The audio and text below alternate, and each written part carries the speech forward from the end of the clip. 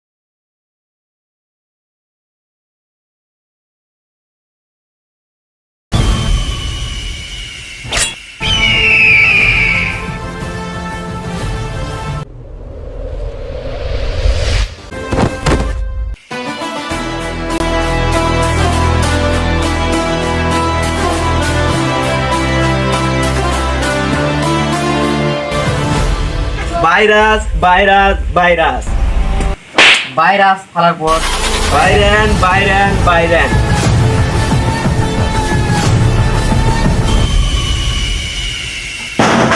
কেরে এখন এত অতগুলো লোক আছে আমার আগে কবি না।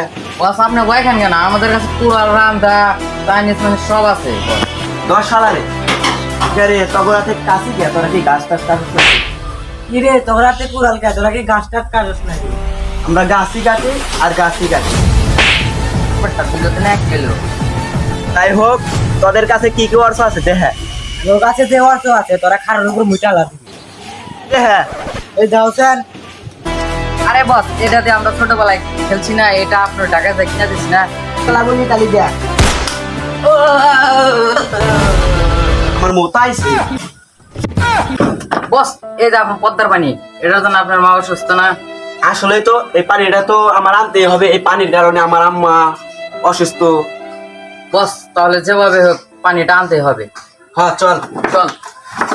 বস ওই যে নদীর পানি। আসলে তো ওই যে পানি, চল।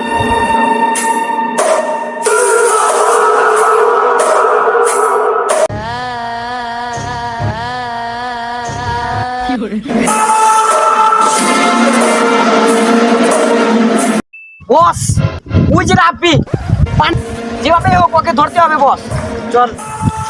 চলুন।